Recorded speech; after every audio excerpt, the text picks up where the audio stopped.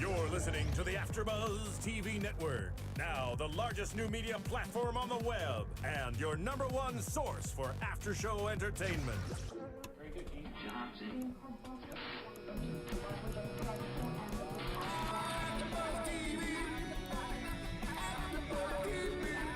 From the AFTERBUZZ Studios in Los Angeles, California, presented by Maria Menounos and Bing.com, and streaming live thanks to Akamai Technologies. This is AFTERBUZZ TV's The League After Show. We'll break down tonight's episode and get you all the latest news and gossip. And now, another post-game wrap-up show for your favorite TV show. It's AFTERBUZZ TV's The League After Show. Welcome, ladies and gentlemen. Bing is for doing, and we're here doing another sports after show. Oh. The League. Yeah. Season 5, Episode 4, Rafi and Dirty Randy. That's right. Love me some Dirty Randy. They was, of course, if you're listening to my voice, I am not the lovely Jen the Jew. No. I am Phil Svitek, subbing in for Jen the Jew, Thaddeus Massey, and Michael. And then there's good old me, Lauren Leonelli, here in the flesh. Excellent. Bringing it live for you people listening and watching. Thank you so much. It's like the episode, it's kind of a non sequitur, so I'm glad I'm a part of this non sequitur after show. You know, people talk about the league, and obviously it's, you know, it sounds like all it is about a fantasy football league, but they really get very creative in finding ways to have a lot of other happenings ensue, and this episode in particular went a whole other direction. Well, for many seasons, people have been kind of asking more Rafi and things like that, you know, and what better way to give it to us than this? And also Seth Rogen as an actor. I mean, anytime you get him as a special guest, and then to really exploit that the way they did tonight, that was great. I know, I enjoyed it. I thought it was funny. And they really, you know, the league, it's on FXX. They really can go for it anyway, but with characters like Dirty Randy and Rafi, they really can go for it. I mean, they were doing some stuff. I mean, we watched. No, they're not doing that. I think I said stop it like 500 times. Shooting people. I mean, well, that's how the episode starts. The fact that they opened up on a death and the way how brutally it was portrayed where it went. Yeah. We're like, wow, they just went there. But then, you know, they somehow always, because you said, Phil, you're like, wow, they're really going dark with this. But then the next scene, they cut right to Rafi. He's at the bar with his boys, and he gets the phone call on his, by the way, did you think that flip phone was funny? Oh, it was amazing. It was like from 1992. And anyway, and it's perfect for him because he's such a like freeloader. Just like, this is the phone that I've had for 20 years or whatever. And he gets the call that, you know, his friend was brutally murdered, and he runs out of the bar and then into a library and knocks books. Why did he run into the library? Well, because that's where Dirty Randy works. Oh, he works in the library, but also, isn't that where they found the last episode? There was a, the person that was going to take over the league for Taco was in the library as well. So lot is happening in the library. Plus, it's funny that he goes in screaming in the library where everyone has to be quiet. And they managed to turn the dark, brutal murder into comedy. Yeah, with just one beat. Yeah, just like the screaming and the. I think it was funny because he acted like Rafi acted like it was like a child in a tantrum, sort of. Yeah, certainly. And then, you know, just by kind of how, when Dirty Randy shows up, the way they treated the murder of like, wow, my last words to him, I bet you can't fit that in. And I was even shoving his head down there. I mean, yeah, of course. And if that's what you expect, because, you know, Dirty Randy, porn. Here's the thing. Most of the jokes landed today because everyone went for it. Mm-hmm. The only one who kind of resisted their insanity was the cop. But then they got him to go along with the Heil Hitler. Yeah, exactly. At first I was wondering like where they were going to go in that scene joke-wise, and then he ended up being the butt of the joke, and they made him look stupid and ignorant and also racist. Yeah. But it was good, you know, and that's where the comedy really lied, was in everyone just going with it the whole time. Which, like we said, this is the perfect episode to do that, because these characters I mean, and again, they all kind of go for it, but these characters are really, really, really at the edge of like crazy. Like, I can't believe they're doing that right now. I mean, you let it happen with them. You just believe it. You're like, well, he just got shot, and now they're gonna go to LA and avenge his death. Okay, let's go. Well, what's funny, Seth and Rafi, or Dirty Randy and Rafi. Dirty Randy and Rafi, they wrote this thing together, and if you guys have seen this is the end, right? This is the end, not the world's end. This is the end, and it's funny. So this is the end with the one that Seth Rogen wrote. It's very much when they shot that one, they wanted to go as far as they could with all the actors. Yeah. And it was James Franco and Seth Rogen who went ultimately the farthest. They did. First of all, that movie made me laugh so hard I cried. Like, had tissues crying like I was watching The Notebook. It was so funny. If you haven't seen it and you like this kind of humor, you should maybe rent it on iTunes. Or, while you're on iTunes, you can also rate and comment and tell a friend about us. If you guys enjoy, watching these TV shows and then tuning into us, listening to us talk about it, keeping the conversation going, tell your friends who watch the show because they're probably going to want to watch us too. I mean, who wouldn't? Duh. And League is like the little show that could, and then it's Totally expanded. And the fact that it's gotten to this point where they can have an episode like this, and they've used a lot of set pieces, in tonight's episode. So the fact that they can kind of have that grandeur, for the this burning type car of show, and stuff like that. Yeah. It's the little show that could, and we're the little after show that could for that show. That's so right. We want to expand with the show. And also, while you're on iTunes, you can rent, if you're renting This Is the End, if it's even out. I don't even know if you can rent it yet. It's out. I think it is. But just look and see, because if it is, you should. You should also rent Serial Buddies, which I personally, again, like this kind of humor. Same kind of humor. Dark, funny, stupid, idiotic, but stupid in like a Dumb and Dumber way, not like a stupid bad way. Maria is in it, Maria Menounos. We've got Henry Winkler is narrating, Kathy Lee Gifford, and there's really funny scenes. So if you guys are all in the mood for comedy, which I'm sure you are if you're tuning in now, rent Serial Buddies, give it as a gift. Birthdays, Christmas is coming up. There you go. All right. So we're in LA. We're at the Pink Motel. Which, as soon as I saw it, I'm like, that doesn't seem like a good motel. I mean, motel really is. No motel it really is, but that also seems like the Snooty Fox or whatever that bad hotel is here. My fear was the guy asked him, "Are you a cop? Are you a cop?"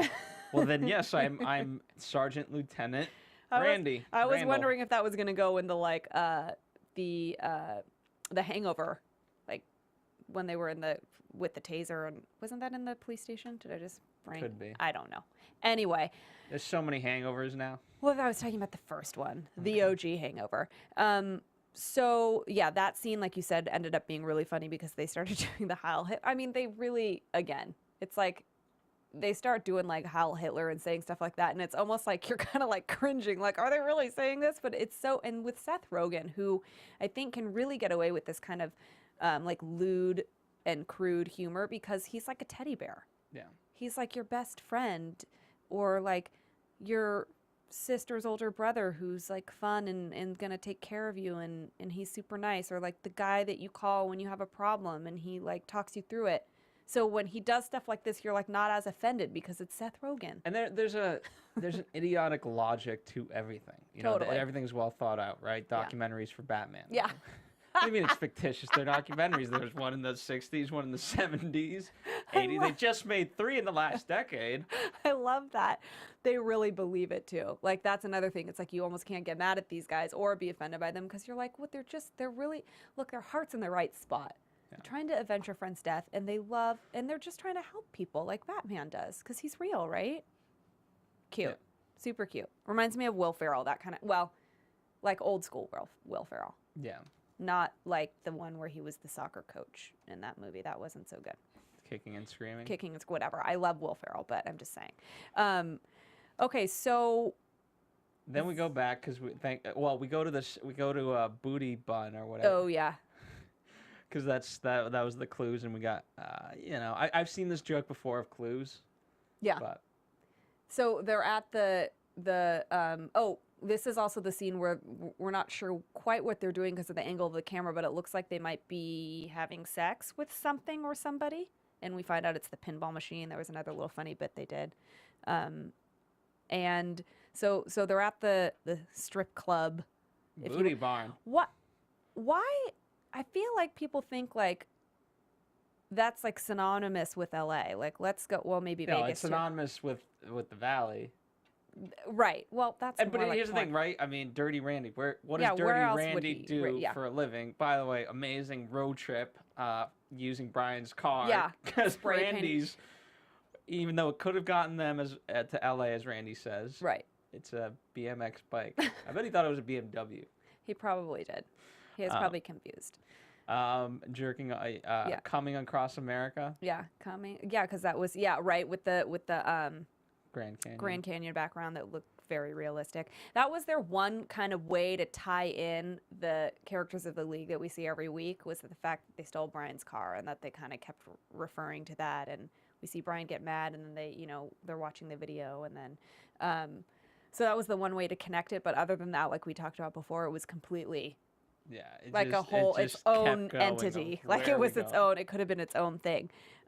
So then we get back to the motel, and they find those two dudes. The pornographers. Yes. And they are, remembering what they're here for. They want to find out if they know who killed their friend. And they get sidetracked. Oh, very much so. Well, which is typical. Well, the car. Well, yeah, they get the car. Well, and they avenged the. It was like a, I forget what they called it, but the fact that it was a threesome because of the blood. Oh yeah, right. And they're like, oh, it's like he's here with us. And by the way, the pool was amazing. Oh my God. Well, yeah, they get sidetracked and they decide this is great. We're living the life, and 18 inches deep in this water right now, and they which is another dick joke, by the way. Yes, true, and also funny in the literal sense that they were literally in like 18 inches of water, because the pool they were at the Pink Motel, which is nasty and run down, and they just thought it was the greatest thing ever. Now all of a sudden, is that when they cut to the year later? No. Am I missing stuff? So much stuff. What am I missing? Why do I feel they go to the Kingpin's mansion. We gotta, we disguise ourselves. Okay, right. As but that's gay husbands. Yeah. Get a 11-year-old girl so we can go to this birthday party. You're missing so much. No, I know, because I was thinking I was already at the mansion, and so that's where my brain went visually. But the little person Candy as the 11-year-old daughter of the gay couple was so inappropriate and hysterical and fabulous all at the same time. I don't think it was inappropriate. I think the most inappropriate part of it was the fact that they had to wear pants and they can't take dumps. Wait, right, you mean Phil. you take down you take the pants down? I guess that's what you do when you are uncivilized. I know. Inappropriate is not necessarily a bad thing in my mind.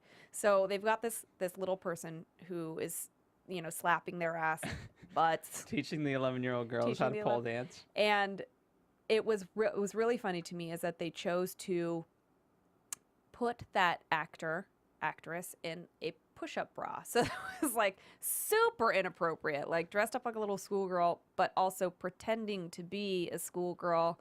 And the little 11-year-old girls were like so confused when they saw her. They just were like, it just looked so awkward and great. But it was going so great. They were talking about, hey, we can't even keep the hey, how about a punch every now and then? Yeah. Hey, man, we're just, before we have our, what did he say, our crazy sex, you could at least punch me in the face.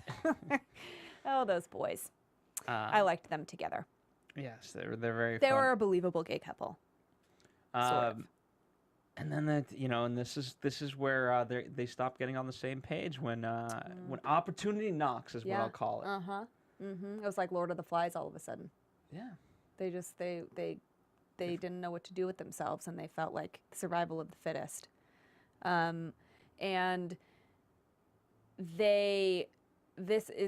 So now are we jumping to the duel? No, not yet the duel. Well, it's well, funny. they're shooting the porn too. Well, it's funny to me in the sense of, when they're faced with a choice, they're like, okay, are we on the same page? We're on the same page. And it's, it's great because that's just, it's been used in comedy so many times, but then it literally has life and death consequences. Right. And it ends in death. Right. They went again. I like that. Rafi pulls out his pen, and then Dirty Randy, here's the gun. Boom. Right. Right. I was like, dude, we were not on the same page. They weren't, and they get crazy with those guns. This was a very violent episode. And then but again, it's like, it's so comical the way that, when they were shooting their film. Action, if you cut. Will. No, I said cut. No, I said action, and they're just start spraying people. And then we go for the duel down the stairs, where. By the way, that was very clever because so many times you pace and obviously you're supposed to go straight, but the fact that you go down a staircase. And usually you take like not that many steps. They're like 1, 2, 3, 4, 5, 6, 7, 8, and then they just start shooting. And I wasn't sure where they were. What did you think? What was going on in your mind when you're watching them do this? They're going to be shooting. I thought Dirty Randy was going to die. Yeah, I thought Dirty Randy would die too. And I thought, first off, they were horrible shots. Well, yeah. The fact that they're pretty much 20 feet away from each other, and they were just kind of all over the place, and only one person got shot once. Yeah, I either thought Dirty Randy was going to die, or the fact that they would both live and be like. They would meet each other down at the bottom and say, reconcile wow, or something. Yeah, we've ran out of bullets. Right. You know what? This isn't worth it. Right. Well, we find out that Dirty Randy has been shot. I mean, that Rafi has been shot.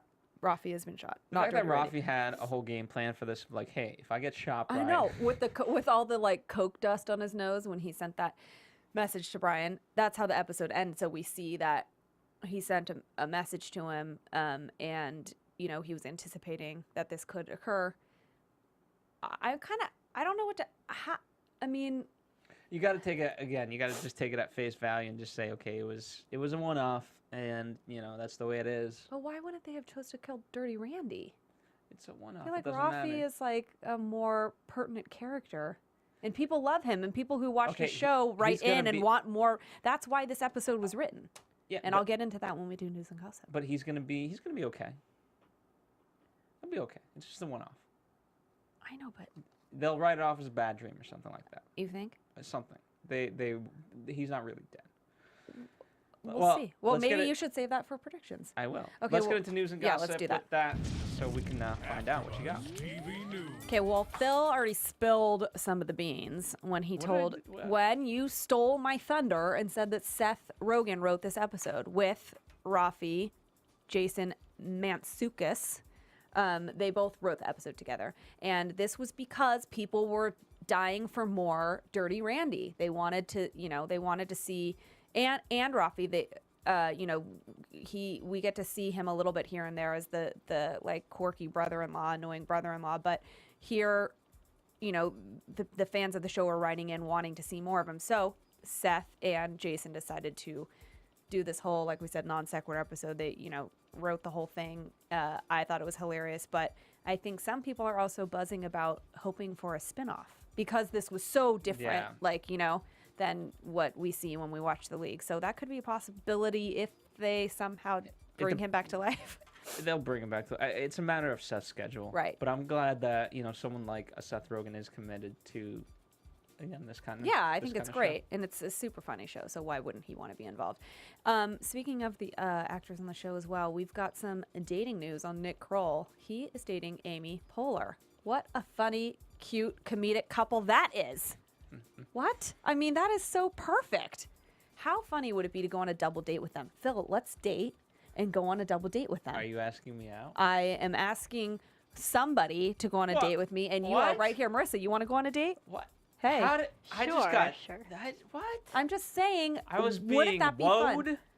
You were being wooed is the correct term, and now you are being wooed.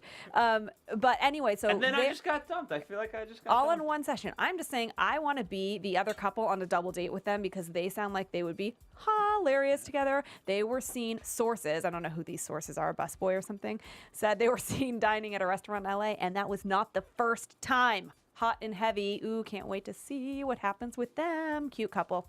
And also, if you can't get enough of Nick Kroll, you can watch him on the Nick Kroll Show on Comedy Central. And be sure to check out his funny video on YouTube. It's a Jersey Shore audition tape where his like saying instead of Gym Tan Laundry is vodka, Jesus, and revenge, which is hysterical. Check it out on YouTube. That's all I got for you today. Fair enough. Let's get straight into predictions. And now, your AfterBuzz TV predictions. All right. I predict Rafi is still alive. Well, I feel like I have to just copy you on that because I really don't understand why they would kill him. We're gonna cut to like Nelly saying just a dream, and Rafi's really. Gonna be alive. I don't think it's gonna be a dream. I think that's really just stupid. I feel like it's like they were joking, and it was like. Okay, so chalk it up to like X-Files where they had non sequitur episodes that didn't move plot. No. I think that they're gonna like be like, just kidding. That was part of our movie, like a scene in their movie. That's what my prediction is. It's not a dream. That was not creative, Phil. Okay. It was a scene in the movie, and they're all just gonna be kidding because there's no way they can kill Rafi. There's just no way. Okay. All right. I predict next week we'll be back with more of like the League type of episodes. Yeah, of course. It'll be more with the main characters, and we will also have our main panel back next week. Jen the Jew and Thaddeus and Mike and I will be here for you next week. So thanks so much for tuning in, guys. You can follow me at Jen the Jew, or Club Thaddeus, or Mike. We don't remember. And I'm Lauren Leonelli. You can follow me at Lauren Leonelli on Twitter, Facebook, Instagram, and my website. We'll see you next week. I won't, but they will. See you next week, guys. From Bing.com, executive producers Maria Menounos, Kevin Undergaro, Phil Svitek, and the entire AfterBuzz TV staff, we would like to thank you for listening to the AfterBuzz TV network. To watch or listen to other after shows and post comments or questions, be sure to visit AfterBuzzTV.com. I'm Sir Richard Wentworth, and this has been a presentation of AfterBuzz TV. Buzz you later. The views expressed herein are those of the hosts only and do not necessarily reflect the views of AfterBuzz TV or its owners or principals.